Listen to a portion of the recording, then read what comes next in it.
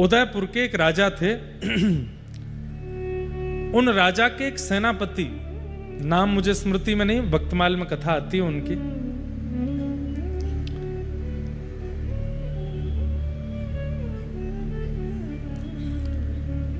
उनको राजा ने एक ऐसी जमीन दे रखी थी जिस जमीन से कम उस काल में 2 लाख रुपया साल भर में इकट्ठा होता था और उससे वो संत सेवा, भक्तों की सेवा आदि करते थे।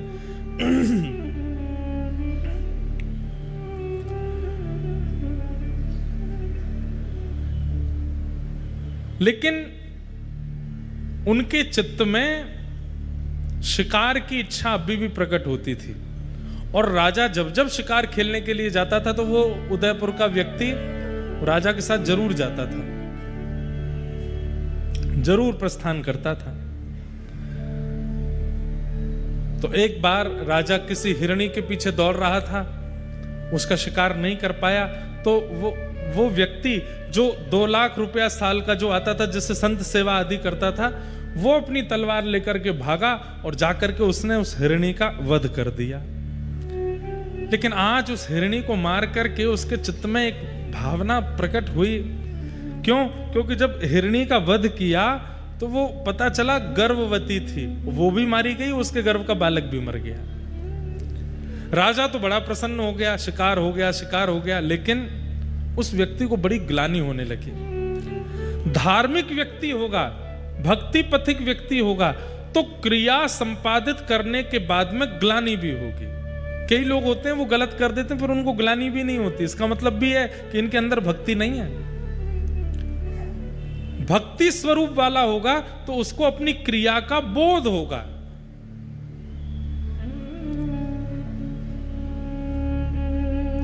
एक प्रकार से मैं कह दूं, अपने पूर्व के किए हुए कर्मों की ग्लानि होना इस बात का प्रमाण है कि ठाकुर जी ने अवसर दिया है कि अब चाहो तो आप बदल सकते हो, अब चाहो तो आप सुधर सकते हो, क्योंकि ग्लानि हो रही है चित्त में। पर ग्लानि के बाद में रोते रहना, बिल्कुल निर्बल हो जाना, ये मैंने क्या कर दिया, बस उसी चिंतन में ही पूरा समय व्यतीत करना, वो प्रिय नहीं है ठाकुर जी को। ठाकुर जी कहते आज ग्लानि हुई, कल से ही उस पर काम करना शुरू करो, मैंने जो किया अब मैं दोबारा नहीं करूंगा, इसका प्रायश्चित जो होगा वो करूंगा। उससे ठाकुर जी प्रसन्न रहते हैं। पर ग्लानि से महीनों तक, आजकल क्या होता है, ये डिप्रेशन पहले नहीं होता था, अब होने लगा। क्यों?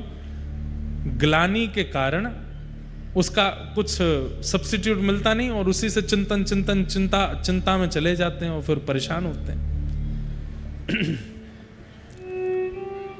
तो ग्लानि हर किसी को नहीं होती, जिसको होती है इसका मतलब उसके चित्त में भक्ति का बीज है।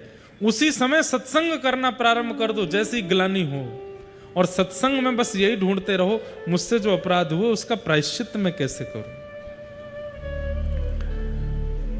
तो आज इतनी बार शिकार किया लेकिन आज उनको ग्लानि हो गई और उनके मन में पहली बार आया, मैं इतनी संत भोजन कराता हूं, इतनी सेवा करता हूं, उदयपुर में पूरा नाम है मेरा कि संतों की सेवा और भक्तों की सेवा में सबसे ऊपर मेरा नाम आता है, और मैं जीव हिंसा करने में बिल्कुल भी लज्जा नहीं करता।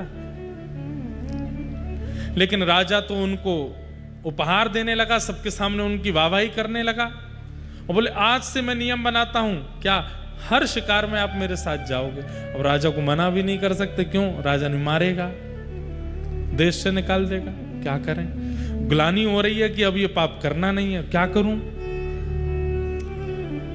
उसी रात्रि में उन्होंने विचार किया कि राजा का भी मैं त्याग नहीं कर सकता और ग्लानि हो रही है इसलिए मैं शिकार भी नहीं कर सकता, तो अब करूं क्या। तो उन्होंने लकड़ी की तलवार रख ली, इससे तो कोई मरेगा ही नहीं, तलवार पास रही आएगी, शिकार जब हुआ करेगा इन्हीं लोगों को आगे रखा करूंगा, अपने घोड़े को पीछे रखा करूंगा, तो शिकार में मेरी सहभागिता भी नहीं होगी। और कभी मन का कुछ पता नहीं है, इतने शिकार किए, कभी अगर मन हो गया शिकार करने का वन में, बीच वन में जाके, तो तलवार निकालूंगा तो लकड़ी की तलवार देख करके अपने आप याद आएगा कि नहीं ये तो मैंने नियम लिया है, करना नहीं है। अब इस प्रकार वो राजा के साथ शिकार में जाते लेकिन पीछे ही रहते, आगे नहीं जाते। और कभी कभी शिकार खेलने के लिए एकांत में कहीं पहुंच भी जाते, तलवार निकालते तो लकड़ी की तलवार देख करके अपने आप ही भीतर धर लेते, बोले इससे तो कुछ होगा नहीं, अच्छा है मैं बचूंगा। बंधुओं, इससे भी एक चीज सीखो। पिज्जा खाने का मन हो रहा है, कुछ ऊटपटांग खाने का मन हो रहा है, क्या करो? रसोई में जाओ, रोटी उठाओ, उसी पे एक तरफ अचार की स्लाइस बना दो, एक तरफ बढ़िया दही बना दो, एक तरफ बढ़िया सब्जी बना दो, एक तरफ चटनी बना दो, बन गया पिज्जा, खा लो उसको। ऐसे सब्स्टिट्यूट बना के खाओ। भैया देखो, एक बात हमारी सुनो, ये मन को वश में करने के लिए आप बैठे रहो कि ये वश में हो जाए तो नहीं होगा। प्रयोग करने पड़ेंगे, प्रयास करने पड़ेंगे। पर ये थोड़े बहुत प्रयास ही ठीक हैं। ऐसा नहीं कि एकादशी पर व्रत वाला पिज्जा खा रहे हैं। क्या बात की एकादशी पर ठीक है, एक आध बार के लिए छूट है। व्रत वाली इडली बनती है, व्रत वाले डोसा भी बनते हैं, व्रत वाला चीला भी बनता, तो छोड़ा क्या हमने?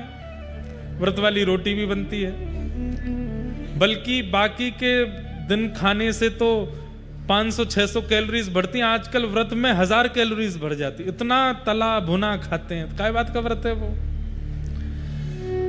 तो कहीं कहीं सब्स्टिट्यूट्स बना लीजिए कि आपकी कोई बुरी आदत है और आपको पता है कि मैं इसको छोड़ नहीं पाऊंगा, तो इसका एक सब्स्टिट्यूट रखो और वो ऐसा बनाओ कि उससे हानि भी ना हो और वो आदत भी धीरे धीरे छूट जाए।